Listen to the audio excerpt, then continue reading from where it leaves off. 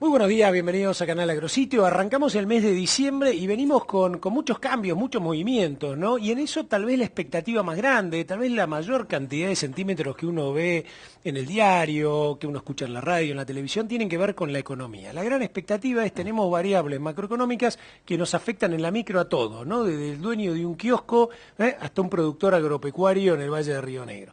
Bien, estamos con Javier González Fraga, qué mejor que hablar con Javier, que además de economista es un tipo que entiende lo que es nuestro negocio y además entiende la función pública, lo que no es menor, ¿no?, en este país. Bueno, un gusto, Javier, tenerte acá. Gracias por invitarme. Primera pregunta, mira, venimos prácticamente de un mes y medio de grandes movimientos, ¿no? Elecciones a diputados, pierde el gobierno, con lo cual se da cuenta que había cosas que estaban mal hechas, después aparece el tema de la ley de medios, se olvida un poco toda esa pérdida, pero la gente se olvida del tema de la ley de medios, vuelve otra vez al tema económico y la presidenta además entra en su enfermedad, toda una serie de cosas muy rápidas si uno se pone a pensar. En medio de eso, el fenómeno Kapitanich, Kicillof y este cambio, ¿no? Esto de la presidenta cediendo de alguna manera ese protagonismo a un gerente para que le maneje el país. Pero, y acá viene la pregunta concreta, algunos que ya van viendo la cosita un poco más rápido dicen, se mueve, es hiperactivo, qué sé yo, pero da la sensación que hay más relato que recursos genuinos de cosas que puedan cambiar. ¿Cómo lo ves vos? ¿Qué estás sintiendo? Bueno, son muchas cosas. En primer lugar, yo creo que la presidenta actuó con suma inteligencia. Me cuesta admitirlo, pero no voy a dejar de admitirlo porque soy de la oposición. Pero creo que fue una decisión acertada. ¿Por qué? Porque antes de que tomase esta decisión, estábamos hablando todos del pato rengo, del lame duck, ¿no es cierto? Una presidenta no del todo en sus cabales en materia de salud, habiendo perdido, tenía por delante 2 años complicados. Y esto era un panorama que daba posibilidad a pronósticos pesimistas. Y de repente toma una decisión, o 2 decisiones, Kapitanich más Kicillof, que creo que son una enorme concesión a la gobernabilidad, ceder poder, y se lo da al PJ y a la Liga de Gobernadores, la tan temida por Néstor Kirchner Liga de Gobernadores. De esa manera logra gobernabilidad, pero compensa en parte, porque al nombrarlo a Kicillof ministro de Economía, hace una concesión al relato. Yo creo que Kapitanich es el encargado de conducir el país lo mejor posible hasta diciembre de 2015, donde él mismo va a querer ser candidato, y Kicillof es el encargado de alimentar el relato con el cual el kirchnerismo duro, que no es Kapitanich, pretende quedarse como un jugador importante en el 2017 y en el 2019, alentado por la Cámpora y por todo eso. Pero claramente la gestión va a estar en manos de Kapitanich. Yo creo que esto es una jugada muy inteligente de la presidenta, donde resigna poder, en parte a lo mejor por su estado de salud, pero fundamentalmente por el resultado electoral. Entonces yo creo que es una decisión inteligente. Y eso da pie a 2 clases de conductas igualmente justificables, ¿no es cierto? Están los pesimistas que dicen los problemas son los de antes, esto no lo van a arreglar, inflación, estancamiento, brecha, problema energético, cepo a las importaciones, cepo cambiario, todo esto constituye un problema serio. Y esos son los pesimistas los que se enfocan en esto. Pero están los optimistas, que son los que han hecho subir la bolsa más del 100% en lo que va del año, inclusive 50% en dólares. Y estos miran, dice, si Kapitanich logra transitar esto sin una gran crisis, en el 2015 a más tardar viene una política económica sensata y los precios están baratos, estarán baratos los precios de los activos, inmuebles, lo que sea, y entonces invierten, aunque saben que va a haber 2 años difíciles. Y estas 2 realidades conviven. Los pesimistas son los que empujan el paralelo hasta cerca de 10 pesos, en retroceso en los últimos días, y los optimistas son los que han empujado la bolsa a valores muy importantes. Yo creo que estas 2 realidades existen. Los optimistas miran a mediano plazo, y yo soy un optimista, pero no desconozco los problemas de corto plazo, y en eso a lo mejor alguno me puede calificar como pesimista. Ahora, cuando uno mira a Javier, está bien, uno puede decir, a ver, démosle tiempo para que se organice, etcétera, ¿no? Hay una meta de llevar la inflación al 15, cuando vos decís hay una meta de llevar la inflación al 15, vos lo que sabés muy bien, tenés que decir, bueno, dejo de emitir, no sé si eso representa... No soy tan amigo de dejar de emitir para bajar la inflación. Ahora, ¿no se está emitiendo mucho? Ya se hablaba más del 40, ¿no?, de emisión. Bueno, es demasiada moneda dando vuelta en los últimos 5 años. El ritmo de 38% de emisión bajó al 20 y pico de la mano de Mercedes Marco del Ponto. O sea, ella en los últimos meses redujo mucho la emisión, en parte por motivos virtuosos y en parte por motivos no tan virtuosos. O sea, cuando un país pierde reservas hay absorción monetaria, entonces yo creo que la caída de reservas tiene una contrapartida de menor expansión monetaria, pero sigue habiendo mucha expansión monetaria para financiar el déficit. Yo no creo que la inflación tenga tanto que ver con la expansión monetaria puntualmente, porque cada proceso de aceleración inflacionaria, que recordemos en la Argentina los últimos 40 años, estoy hablando de los 70 y los 80, tuvo más que ver con un colapso de la demanda de dinero que no con un aumento de la expansión monetaria. O sea, si vos me decís, mira una bola de cristal, la inflación de marzo anualizada está en el 40%, yo te digo, lo que pasó no es que aumentó la cantidad de dinero, sino que bajó, colapsó el deseo de la gente de mantener saldos en cuenta corriente, saldos en caja de ahorro o saldos en efectivo. Eso es lo determinante. Hay algunos síntomas de esto, por eso yo no descarto que pueda haber una aceleración inflacionaria, aunque controlen la cantidad de dinero. Ahora, la gran pregunta es, ¿por qué la gente no quiere moneda argentina y se quiere volcar a otras monedas? Puede pasar por muchos motivos. Puede ser porque, bueno, ya está pasando. Cuando vos vas a un supermercado en una primera semana de mes, como esta primera semana de diciembre, vos vas a ver que hay muchísima gente comprando la harina, el azúcar, la hierba, que va a necesitar todo el mes. O sea, ya se está estoqueando para el mes. ¿Por qué? Porque prefiere tener hierba, azúcar, que no plata. Claro. A lo mejor compra gradualmente los perecederos, pero los no perecederos los compra todo al comienzo. Eso es una demostración de caída en la demanda de dinero. La gente no quiere quedarse con efectivo. Pero también va al dólar, también va a comprar el éxito de estos Cyber Monday o algo así como se llamó esta venta de electrónicos, o lo de el Viernes Negro con la venta de otras cosas. Bueno, todo eso es ganas de transformar pesos en bienes de una manera muy rápida. Eso es el equivalente a no quiero tener pesos. Por supuesto que hay cosas que pueden disparar esto. Aumento del paralelo, el aumento de salarios, el aumento de tarifas, si es que viene. Pero sin ninguna duda Capitanich está conduciendo un semiajuste, no es un ajuste violento, es un semiajuste disfrazado, va a aumentar tarifas, ya te puso un impuesto adicional al turismo. Todo eso trata de frenar ciertos consumos porque es lo que necesita para bajar el ritmo inflacionario. Y esto me parece bien. El que esté pensando en recurrir al endeudamiento, aunque no lo diga en esos términos, me parece bien, es lo que he venido diciendo en los últimos 2 años. Para mí fue un disparate el culto al desendeudamiento, porque hoy la Argentina tiene un nivel de endeudamiento sumamente bajo y una presión tributaria enorme. Todos nuestros oyentes o televidentes saben muy bien lo que son los impuestos y la presión tributaria. Cuando uno ve que tenemos 38, 39% de presión tributaria sobre el producto, que es récord en la región, nos sigue Brasil con 33%, Chile tiene 24%, Uruguay tiene 25%, nosotros tenemos 38%, algunos cálculos hablan de 40%, o sea, ridículamente alto. Y por otro lado, endeudamiento, ridículamente bajo, 10% es la deuda externa pública con privados, Chile tiene más de 30%, Brasil tiene 50%, Uruguay tiene 30 y pico. Entonces, ¿qué es lo que haría cualquier gerente sensato? Baja impuestos y aumenta endeudamiento. Eso es lo que yo creo que están pensando hacer. Es lo que yo aplaudo, ojalá que lo hagan, es lo que habría que hacer. Entonces, esto es importante porque esto alimenta también a los optimistas. Esto no es una crisis como la del 2001 o la del 89. Esta es muy fácil de manejar. Es simplemente evitar los errores que Moreno y su equipo cometieron en los últimos 5 años.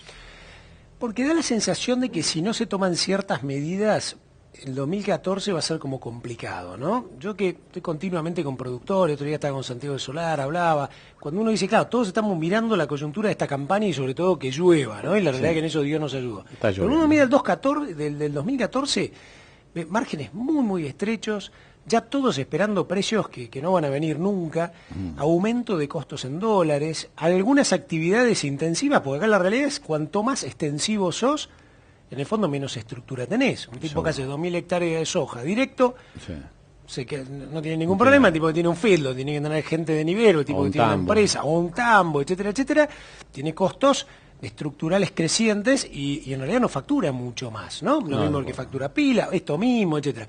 Entonces, mi gran pregunta ¿es tan fácil llegar al 2015, a diciembre de 2015, si ya el 2014 está mostrando, bueno, la UIA se reunió y dijo, miren muchachos, así como estamos, o sea, más generación de empleo, olvídense, es probable que el que pierda una butaca no la vuelva a cubrir, aumentos salariales, si nosotros no podemos facturar más, va a ser medio complicado. O sea, mi preocupación es si este hombre, él, con Kicillof, etcétera, no toman medidas que alimenten las expectativas psicológicas de la población reales. Me parece que queda más que en discurso y una continuidad por ahí de lo que venía siendo la presidenta. Bueno, todo eso que te decís alimenta el pensamiento pesimista, que es el que mira al 2014. Que no es el inversor del exterior que dice, es una oportunidad para entrar, porque a más tardar lo soluciona. Claro, pero él se banca con un negocio en una estructura a lo mejor económica más estable y ordenada y se ha puesto acá, como si nosotros apostáramos a Angola, claro, cuando vamos a Mozambique. Seguro, decimos, no vamos a Mozambique. No, también tiene que ver que la Argentina estaba en la lista de los países no confiables con Venezuela y de repente lo están sacando de esa lista y dice, no, la Argentina más tardar en 2 años va a estar en línea con Colombia, Chile, Perú, etc. Entonces yo creo que hay como dos visiones, las dos son válidas, por eso dije las dos son válidas.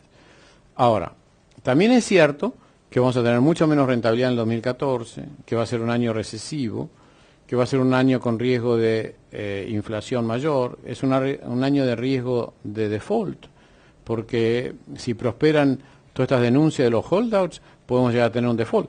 Hay cierto optimismo últimamente, porque dice nadie va a querer defaultear contra Cristina si a Cristina le quedan 2 años, pero la realidad está ahí, se puede irte de las manos y Griesa sale con la suya y te decreta una situación de imposibilidad de pago de la deuda. Entonces todos estos riesgos están, está el tema energético, está el atraso cambiario. Ahora, ¿qué están haciendo? Yo creo que están acelerando el ritmo de evaluación. A mí no me gusta cómo lo hacen. ¿Por qué? Porque el libro de texto, el ABC de la política cambiaria es, si tenés que subir el tipo de cambio, subirlo de golpe. No lo puedes subir de a poquito, porque si lo subís de a poquito, todo el mundo te anticipa y cuanto más acelerado es la devaluación, más la gente retiene los bienes exportables. Claro. El caso de la soja, el caso de la soja. Va a llegar a 7 mangos 50, espero. Espero, claro. Entonces, si están devaluando al 40%, ¿qué me rinde el 40%? Nada. Entonces espero. Es muy absurdo lo que están haciendo. ¿Vos qué hubieras hecho ahí? Yo, sin ninguna duda, hubiera devaluado el 15% de golpe, por varios motivos. Primero, porque ya no hubiera modificado el precio del pan, que ya tiene un precio mucho más alto, el de la carne, que tiene un precio mucho más alto. La mayoría de los precios ya tienen valores más altos por dificultades de comercialización. Entonces, no están a los precios internacionales. La carne nuestra y el pan nuestro están por encima de los precios internacionales. Lo único que hubiera afectado es el precio de la leche un poquito, pero solamente un 20% de la leche se exporta, o sea que no es tanto. Yo hubiera devaluado un 15% y después hubiera permitido una devaluación flotante que vaya al ritmo de la tasa de interés. Porque si vos devaluás al ritmo de la tasa de interés, que está en el 18%, entonces los exportadores te venden, porque pueden vender y colocarse en pesos. Claro. Pero si vos estás devaluando por arriba la tasa de interés, nadie te va a vender. Entonces yo hubiera devaluado, o sea, si vos querés devaluar el 40% en el año, el 35%, devaluate el 15%, el 16% de golpe, que no es tampoco una maxi devaluación, llévalo a 7%, y de 7 después sí podés flotar un poquito. ¿No hubiera impactado en el paralelo para nada? No, al contrario, el paralelo colapsa si haces eso. Decime una cosa, tengo una pregunta. Además típica, hubiera ¿no? hecho otras dos cosas para completar. Hubiera liberado el mercado para operaciones financieras y para operaciones turísticas, con lo cual hubiera empezado a venir muchísimos dólares, se hubiera revertido esta salida de 800 millones de dólares por mes por turismo, hubiéramos vuelto a 200 positivos. ¿Por qué? Porque es absurdo que te estén regalando 3 pesos por dólar, ahora 2. Incluso ahora 8 con el pero igual, sigue siendo más barato de pagar 10. Por eso, entonces, yo lo que creo que, y además, si vos liberás para operaciones financieras, estarían empezando a venir los miles de millones que están en las gateras para venir por el tema de la minería, por el tema de Vaca Muerta, por el tema de Vale, la brasilera. Si vos liberás el tipo de cambio financiero, la gente va a querer endeudarse de vuelta en dólares, van a refinanciar las deudas en dólares que tengan y va a haber una afluencia de dólares. Inmediatamente las reservas, en lugar de bajar, van a empezar a subir 1.000 millones por mes. Y si las deudas suben 1.000 millones, yo te aseguro que el paralelo baja a 8,50 enseguida. Bueno, ahí viene la pregunta un poco y vos casi me la contestaste. Me falta algo. ¿Y si hubiéramos liberado todo? No, si hubiéramos y un liberado... ciudadano común va, mete una tarjeta de crédito y dice, a ver, yo me ahorré 700 pesos, voy y saco 700 pesos. Yo toda mi vida 800, he militado a favor de un tipo de cambio único y flotante, con lo cual tendría que decir, de acuerdo. En este momento te digo, no todavía. Porque vos tenés 3 desequilibrios que lo vas a tener que solucionar los 3 al mismo tiempo gradualmente. El primer desequilibrio es el cambiario, vas a tener una brecha durante un tiempo, porque no podés devaluar para alcanzar el paralelo porque te implica un costo inflacionario enorme. Ahí sí te sube el precio de todo, porque ya no es solamente los autos importados, te suben desde las bicicletas hasta el pan, hasta la carne, te sube todo. En segundo lugar, tenés otro desequilibrio que es la inflación. Entonces vos tenés que, antes de devaluar, dar señales que controlar la inflación. Entonces vos te vas a tener que tomar 3 años para unificar nuevamente el tipo de cambio, 3 años para bajar la inflación a un dígito y 3 años para lo que es la madre de todas las batallas, para bajar 10 puntos el gasto público. Porque en la medida que vos tengas un gasto público que está en el 48% del producto, si tenés una inflación cercana al 30% y una brecha cambiaria, los 3 temas tienen que resolverse al mismo tiempo. Si resolvés uno solo, lo que generás es un desequilibrio y que se parece a un rodrigazo. Si vos solamente devaluás para tener un tipo de cambio único, lo que vas a generar es un rodrigazo. Esa devaluación no te alcanza porque lo haces en un contexto de desequilibrio de gasto público y de desequilibrio inflacionario. Ahora, cuando vos decís 3 años, ¿el hecho de pensar en 3 años es porque es el tiempo suficiente para ir bajando el gasto público? Como que la variable que más te pesa es, porque si yo lo quiero bajar en 2, vos me decís, no, mirá, porque tenés que empezar a tener despido en el sector público, tenés que bajar gasto de estructura. Si vos lo querés bajar en 2, Zanini y compañía sonríen porque dicen, somos gobierno en el 2019. Te lo pongo así el resumen. Es lo que ellos esperan que Macri haga si llega al poder. Si lo quieren dejar de 2015 a 2019. Claro. O sea, en el sueño de la vuelta de Cristina que tiene Zanini, que tienen varios, está, perdemos contra Macri en el 2015 y él agarra a un monetarista, te baja el gasto público 10 puntos y pierde en el 2017, con el cual ya no tiene más el Congreso, y pierde de vuelta en el 2019, con el cual volvemos. Entonces yo creo que mirando la condicionalidad política, este gasto público hay que bajarlo, pero muy gradualmente. Como decíamos en la campaña en el 2011, como con los palitos chinos, con cuidado y de a uno.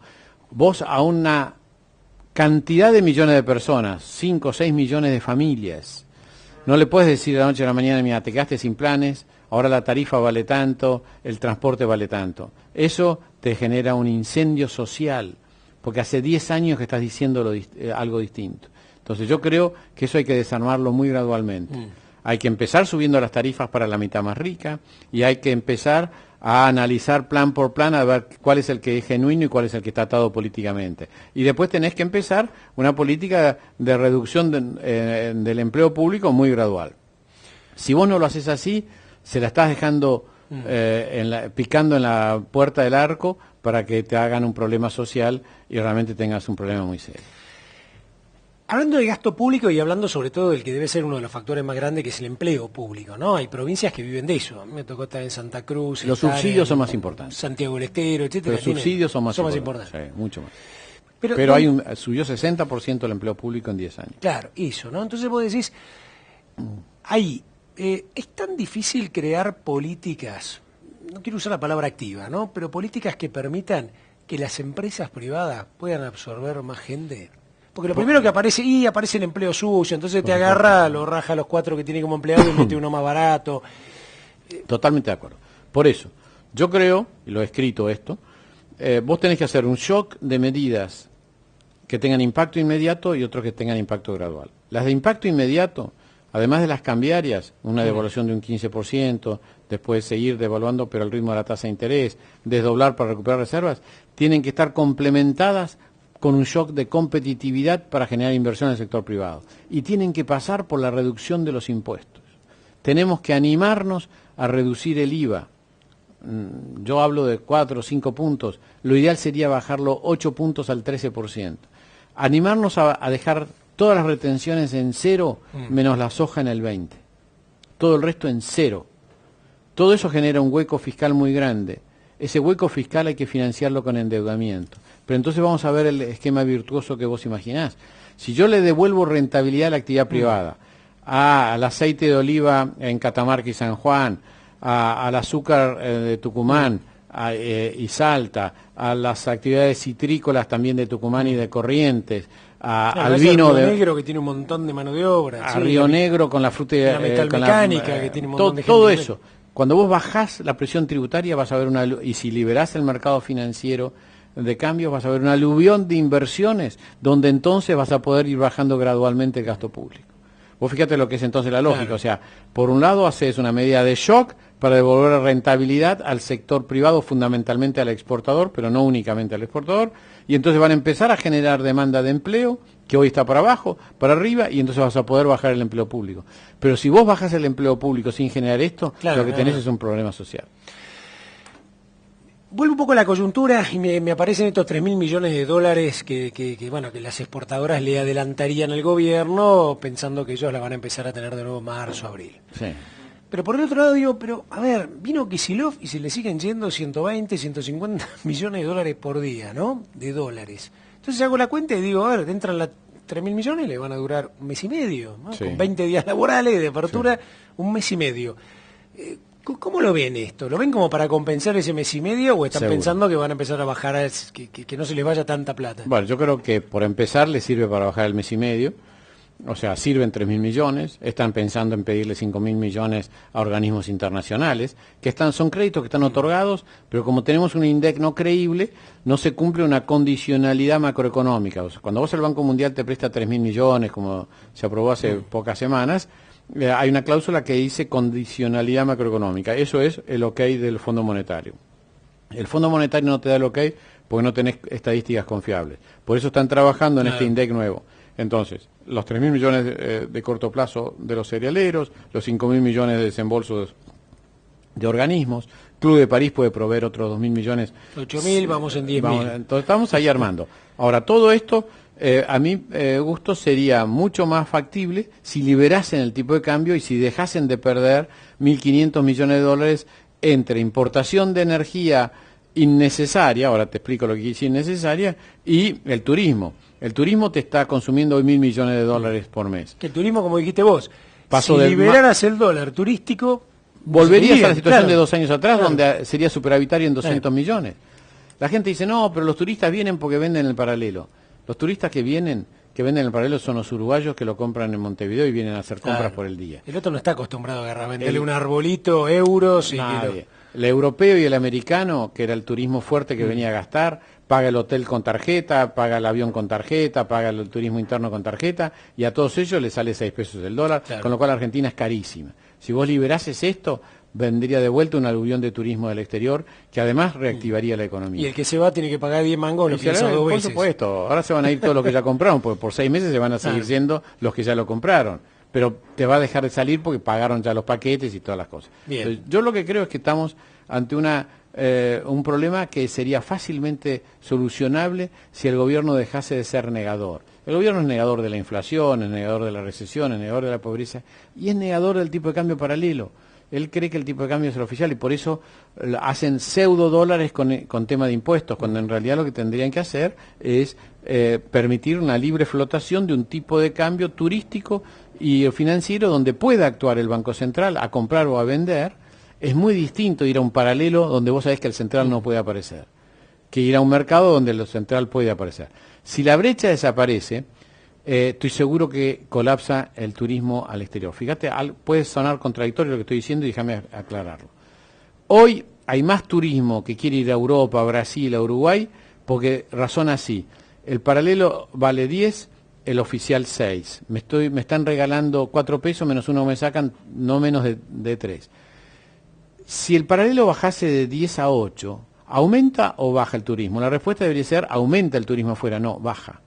¿Por qué? Porque en lugar de regalarte 4, te regalan 1. Claro, claro. Entonces, y la gente Ya va no atrás está del en negocio, sí, ya sí, no, porque claro, uno va a veranear afuera porque dice qué vivo que soy y me están regalando $1, porque razona en dólares. Los argentinos razonamos en dólares. Entonces no fijamos si esos dólares son en pesos mucho más caros o no. Y esto creo que es un tema que el gobierno no termina de entender. Yo creo que no es cuestión de encarecer el turismo al exterior, sino de disminuir la brecha. Vuelvo al sector agropecuario, ¿no? Entonces me empiezo a imaginar no sé, las 8 o 9 millones de toneladas de trigo que vamos a tener, ¿no? Y seguramente los productores saldrán a venderla porque la necesitan, porque es guita, etcétera. Pero alguno va a decir, me voy a guardar algún silo bolsa hasta que Seguro, es una muy buena cuando inversión. venga el girasol en febrero o marzo, cuando venga la soja, etcétera. Posiblemente si este año hubo una retención de cerca del 30% de la cosecha de soja, el año que viene, si este dólar sigue así estos pasos, Seguro. lo más probable es que exista más retención, salvo que no te den los pulmones, ¿no? Bueno, yo coincido con eso, por eso creo que así como no devaluaría el 40% para alcanzar a Brasil, sí devaluaría entre el 10 y el 15, poniendo el dólar cerca del 7, que es una manera de decir ya devalué. Después es discutible si tiene que ser 7 o 8. Ahora, ¿no esperarán a decir, Javier seguro que en 2 meses vuelve a devaluar otro 15? No, ¿En un mes? yo creo que no, en la medida que empieza a subir las reservas. Si vos, a partir de esa devaluación, provocás que muchos empiecen a vender y simultáneamente frenás el turismo al exterior y, lo que no te terminé de explicar, el derroche de energía. Claro, sí, el concepto Porque que decía. yo digo, bueno, estamos importando 1.500 millones de dólares por mes de energía, pero hay la mitad de esa energía la consume el 30% más rico. La mitad de esa energía. Si vos a este 30% le decís, mira, ahora vas a pagar el precio internacional por la energía, estoy seguro que empezamos a pagar la luz y a dejar de calentar la pileta en invierno. Entonces, todo eso te va a permitir ahorrarte 500 millones. O sea, entre 1.000 que te das vuelta el balance turístico y 500 que te ahorras de energía, son 1.500 millones por mes. Y entonces empezaste a subir tus reservas ya en 500 millones. O sea, en lugar de bajar 1.000, subís 500 o más. Y esto es una señal muy fuerte a la coyuntura. Es una coyuntura muy nerviosa la Argentina. Mira más el dólar que la inflación o las reservas más que la inflación o la actividad económica. Entonces, si vos de alguna manera, mientras ponés una política para reactivar y para frenar la inflación, pero frenás este drenaje de dólares, yo creo que cambia radicalmente la actitud de los pesimistas. ¿Cómo ves la lógica de las personas y un poco sus ideologías y su trayectoria técnica en este triángulo que hay entre Fábrega, ¿no? Digamos, vos fuiste presidente, así que conocés muy bien, incluso tal vez conocés muy bien a él, Kicillof y Capitanich, ¿no? Eso te muestra algo compacto, te muestra señal a futuro de algo que pueda ser distinto. Yo no creo que sea un trío. Ajá. Yo he estado diciendo que Lo volvió a mezclar la presidenta, no buscó no, por eso no es un compatibilizar. trío. Ahí hay un jefe que es Capitanich. Muchos dicen que Kicillof es más fuerte que antes. Yo no estoy tan seguro. Si te recordás la foto del blanqueo, había 5. Estaba Moreno, Echegaray, Marco del Pont, Kicillof y Lorenzino. Y lo vencieron. De esos 5 quedó Kicillof, claramente como el más fuerte de todos. Pero antes Kicillof tenía acceso a la presidenta para hablar de economía. Ahora tiene a Capitanich como jefe. Entonces yo lo que creo es que Capitanich es el verdadero ministro de Economía y Kicillof es una concesión al relato. Quizás es el primus inter pares. O sea, ya no tiene nadie, ya no hay Moreno, ya no hay una Mercedes Marco del Bon. Pero claramente tiene un interlocutor en el medio antes de llegar a la presidenta.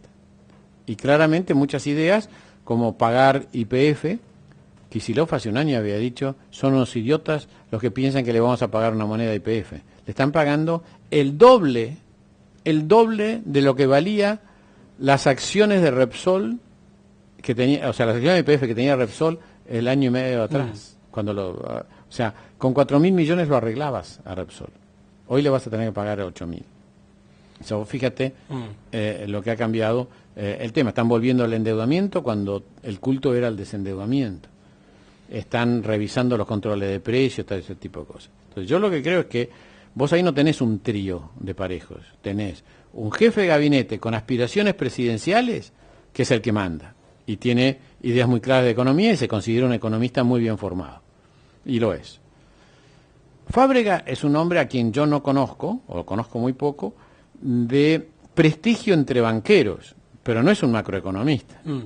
No viene a decidir la política cambiaria ni monetaria, esa la va a decidir Capitanich. Pero de banco más o menos sabe, ¿no? De banco, pero no de moneda, no de cambios. Conoce de mercado. Y Kicillof es una concesión, como te dije antes, al relato, es una concesión a la cámpora. Va a estar para decir que este modelo hay que profundizarlo, una serie de cosas, pero que esto no se va a traducir en hechos concretos. Yo creo que la misión de Kicillof, imaginando, obviamente puedo estar equivocado, es preservar un 15% del núcleo duro del kirchnerismo, pensando en el futuro, pero no creo que vaya a ser protagonista de la política económica en los próximos 2 años. Para ir cerrando, te bajo a la economía política, ¿no? Y a la influencia de la política sobre la economía. Y ahora que estás, bueno, activo desde hace algunos años y con el radicalismo y todo, sí. ¿Cómo ves a la oposición? Porque sin duda que haya un espacio tan grande de este gobierno durante, que van a ser 12 años, es porque hubo una oposición que no terminó de encontrar algo que a la gente le atraiga, ¿no? Porque si no ya 3 elecciones seguidas debería haber habido algún cambio. Sí. ¿Cómo ves a la oposición? ¿La ves preparándose? ¿La ves organizada? Porque, digamos, aquella persona que afuera está contenta pensando que en el 2015 va a ser piola, debe estar pensando, bueno, pero si yo también le puedo decir a esa persona, mire, si Capitanich gana, posiblemente tenga más kirchnerismo para el 2015. Sí, es muy difícil ser oposición cuando un gobierno tiene el 54% del apoyo. Pues yo creo que no es solo culpa de la oposición, es también culpa del éxito del oficialismo. Cuando el oficialismo es exitoso, como fue el caso hasta el 2011, yo creo que hacer oposición es un negocio que no rinde, no te acompañan ni en el financiamiento, ni en el voto, ni siquiera en mantenerte el optimismo. Entonces yo creo que esto está cambiando. Y creo que hoy la oposición empieza a verse como alternativa de poder. Y hay 2 oposiciones. Está la oposición peronista, que creo que es Massa, que es de la Sota, lo incluyo a Macri en todo esto porque es muy cercano, que es la oposición que dice dejaríamos las cosas que se hacen bien, que están bien, y cambiaríamos las que se hacen mal. Pero flota ahí la palabra impunidad. ¿Vamos a proteger al kirchnerismo? Yo no tengo ninguna duda que Massa va a proteger a los kirchneristas, porque fue parte de ese gobierno hasta hace un par de años atrás. Lo mismo pienso de Scioli, lo mismo pienso de otros peronistas. Y yo creo que la otra oposición, la no peronista, no va a tener enormes diferencias de posturas económicas, pero va a tener una enorme diferencia de cuestión ética. Va a decir, no, dejemos que la justicia haga su trabajo y todos los que tengan que ir presos que vayan presos. Que yo creo que es un tema no menor. Yo creo que este país necesita un baño de ética, necesita realmente transitar, que vayan presos, como está pasando en Brasil, como ha pasado en otros países, que vayan presos los que nos han estafado, porque nos han metido la mano en el bolsillo, nos han patoteado, nos han intentado de amenazar. O sea, acá ha habido excesos que ya no es solamente que han robado, además te han humillado y te han cacheteado. Entonces yo creo que la Argentina tiene un deber para sentirse bien en el futuro de sancionar a los que han tenido estos excesos, que son políticos, que son económicos, que han estado en el límite de la legalidad y probablemente del otro lado de la legalidad. Y creo que esto va a ocurrir, porque la justicia se está dando cuenta de todo esto. Entonces yo creo que estas 2 oposiciones hoy se están trabajando. Yo de acá me voy a una reunión justamente para trabajar para el radicalismo, para la discusión de una plataforma económica actualizada, relacionada con los problemas reales del país, y veo que hay un entusiasmo de colaborar que no lo tenía hace 2 años. Bien, la última. Pese a que vos lo dijiste desde el optimismo, etcétera, ¿qué le recomendarías a un productor agropecuario que está del otro lado en lo que viene hacia adelante, sobre todo pensando en el 2014? Bueno, en línea con estas 2 visiones, sí, los problemas de corto y el optimismo de mediano y largo, diría que lo más importante, como dicen en el campo, es que se quede arriba del caballo. O sea, que no baje los brazos, que no se le ocurra vender la hacienda, que no se le ocurra vender el campo, porque queda un año y medio difícil, pero después tenemos un buen futuro. El futuro es bueno. El mundo va a seguir demandando proteínas. China podrá pasar de crecer al 10 a crecer al 5 y el cobre, el hierro y todos esos metales pueden colapsar. Pero los chinos van a querer seguir comiendo cerdo y pollo, y eso es soja transformada en cerdo y pollo, en proteínas. Entonces, yo lo que creo es que en este contexto el futuro para el sector agropecuario es bueno. Pero a lo mejor tenemos que transitar un año malo todavía. Antes de estar mejor vamos a estar peor. Sigamos con el casco puesto. Tratemos de transitar esto haciendo las inversiones que rinden. Yo a veces digo cosas en el campo que no son muy simpáticas. No es tiempo de comprar la Hilux porque está barata en pesos. No es una inversión productiva. A lo mejor podemos invertir en genética, en el campo, en el mejoramiento, en maquinaria. No es para invertir en lujos, a no ser que te sobre la plata, ¿no? Pero si no, deja de lado. Lo más importante es seguir arriba del caballo en el sentido de seguir produciendo, tratando de ser más competitivo. Porque a más tardar dentro de 2 años vamos a tener un tipo de cambio más realista y vamos a seguir teniendo precios internacionales muy buenos y seguramente impuestos más bajos. Esta mezcla de estas 3 cosas pueden significar un muy buen 2015, 2016, 2017. Si nos vamos más allá, ya es demasiado, pero me gustaría sí hacer un comentario, hay que ser prudente con un tema. La Argentina va a tener no solamente el campo que le traiga dólares, va a tener el petróleo y la minería. Hay enormes proyectos para traer muchos dólares que van a competir con los dólares nuestros. Me siento un productor agropecuario, por eso digo nuestros. Esto también es un tema que hay que tener presente. Yo creo que esto que los economistas llamamos enfermedad holandesa, que es cuando aparece una actividad como el petróleo, la minería, que te trae muchos dólares, a lo mejor después empieza a no ser tan representativo el tipo de cambio. Eso hay que tenerlo en vista, pero estamos hablando ya dentro de 4 o 5 años adelante. En el interín tenemos un año y medio complicado por delante, donde vamos a tener controles, impuestos, a lo mejor se demoran estas medidas corrientes, pero a más tardar en el 2015 se van a empezar a tomar. Y vamos a tener un excelente 2016-2017. Javier González Fraga, y una lectura de lo que está pasando ahora, una lectura muy realista, muy incluso con esta mirada de faros cortos, pero de faros largos, ¿no? Y me quedan algunos de los elementos que él dice, ¿no? Si tiene hacienda no la venda, si tiene el campo no lo venda, mire bien lo que hace, esté encima del negocio, etcétera, ¿no? Es como que su mensaje es, la coyuntura es complicada, pero si usted además se complica más, las cosas le pueden ser mucho más difíciles. Aguantemos hasta que aclare, ¿no es cierto? Exactamente. Gracias, Javier, como siempre. Muchas gracias. Muchísimas gracias, muy Chao, amable.